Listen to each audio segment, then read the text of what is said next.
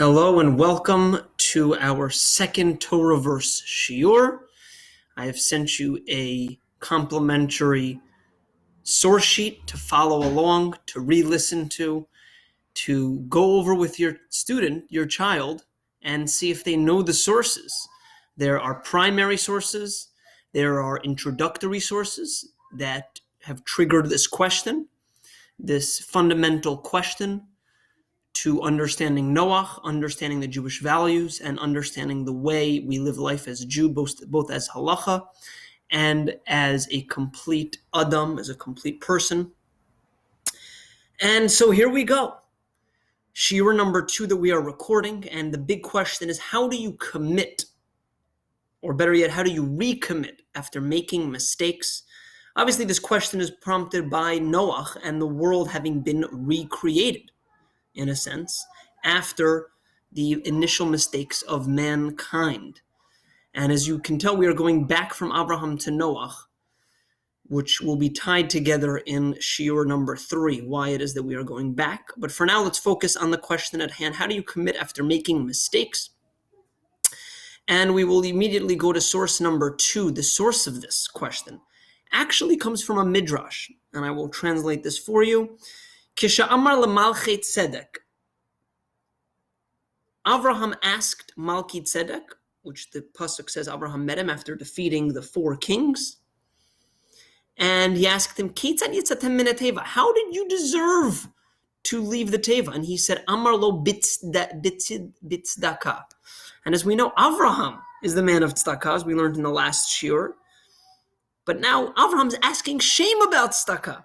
And Shem tells him, Amar lo uchima tzedakah lachem la'asot.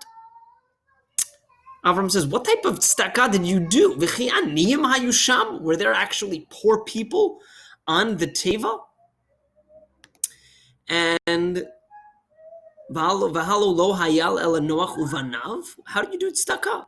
And Shem says, Amar lo ala chayav v'habehema v'haof. On the animals, the wild ones, the domesticated ones, and the chickens. Lo haynu yeshenim kol halayla. We didn't sleep all night long.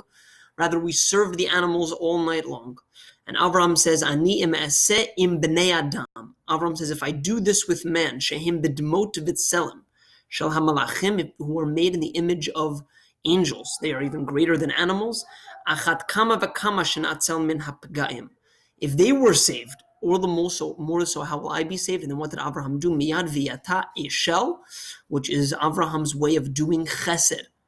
Ochel shtiya v'levaya. So we see here the source, that Avraham learned his chesed from Shem, from Noach. And that's why we're going back to Noach. So how do we commit after making mistakes? The first question is going to be source number 1, which tells us the following. It tells us that that how is it that Hashem was sad by destroying mankind? Doesn't Hashem know what is already going to happen? And the answer is that, just like Rabbi Yoshua answered to a goy in this medrash, and he says, when you have a child, are you happy when your child's born, even though you know he's going to die? And obviously the answer is yes. And so to Hashem was happy. He rejoices at times of joy, like when Adam was created, and he's sad at times of sadness. And this is a source that tells us Hashem is always committed to us. The question is, are we committed? And we have a few other examples. One is here a comparison of 3a to 3b and 3c, that Adam originally was part of the animals. Now he is above on the food chain. Mankind is now on top. The recommitment, it is that man makes changes in the world. Man is the force for the change in the world. You could research those sources with your child. Rashi goes into that, especially in source number 3b and 3c. The next one is who Noach is. Noach found chen with Hashem. Noach also means ze yenachamenu mima'asenu umeitzvon.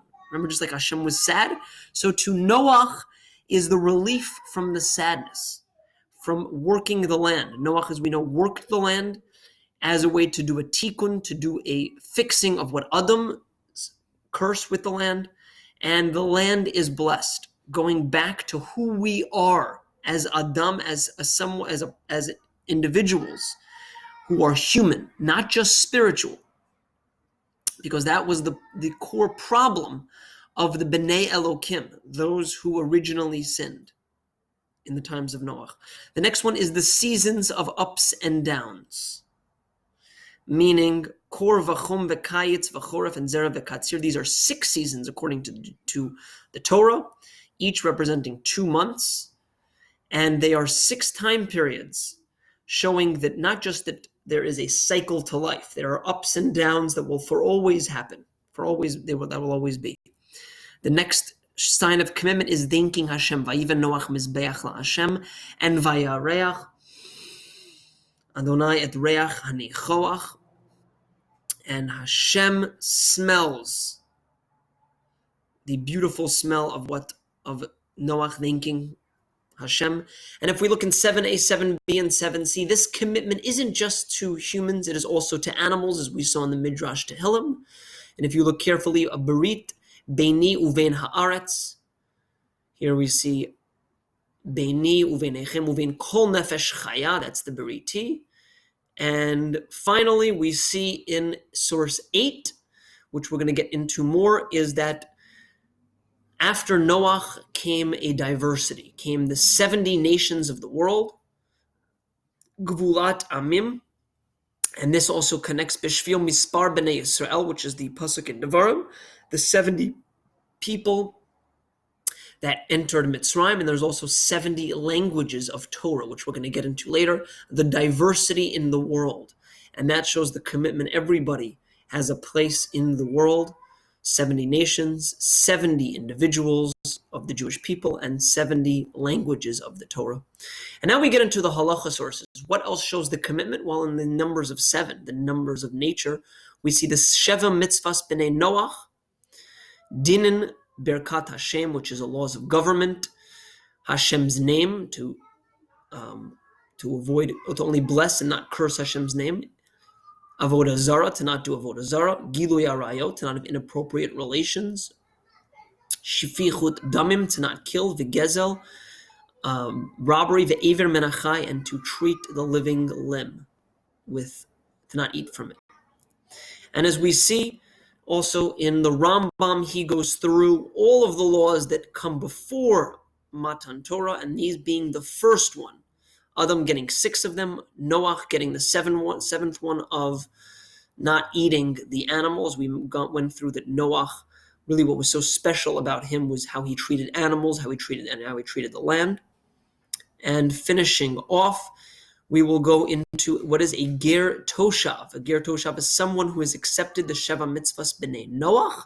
And this is going to get into a really, an area of halacha that there is a ger tzedek, which is a convert, a ger, someone who becomes a Jew. And there is a ger toshav. A ger toshav is somewhere in between someone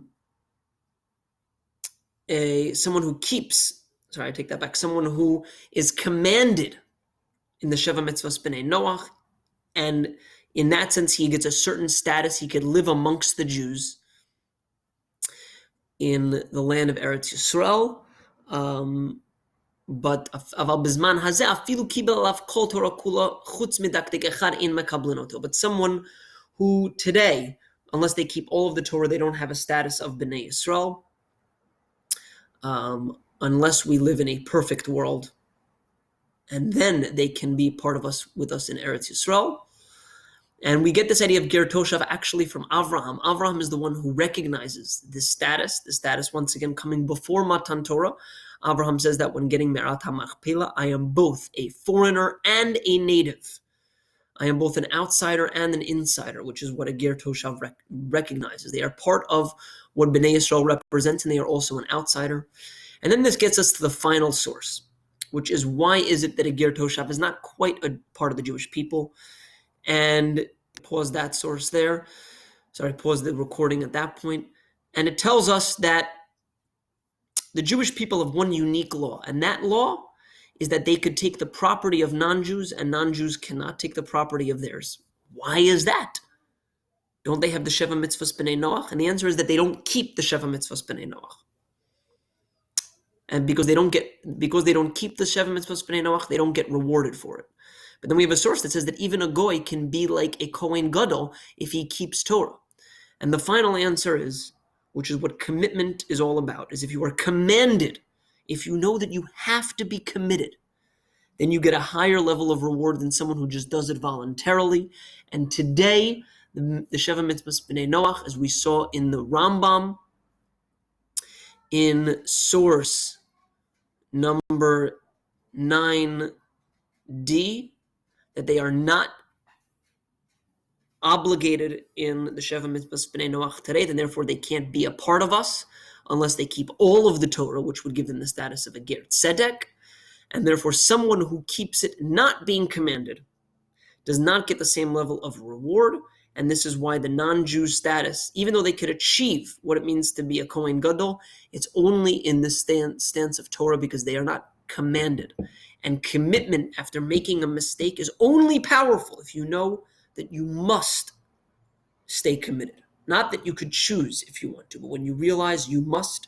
These are topics that we will revisit in the next shiur about what does it mean a Brit, what are the three Britot in the Torah, a Brit between Hashem and all of mankind, Hashem and the Jewish people, and Hashem and the individuals of the Jewish people before Matan Torah, and Hashem and the Jewish people with getting the Torah. Why is it a commandment is so much more powerful? Hope you enjoyed the shiur, you were able to follow it, and you could learn what it is that your child is going through in their exploration at Torah verse, both in Chavruta learning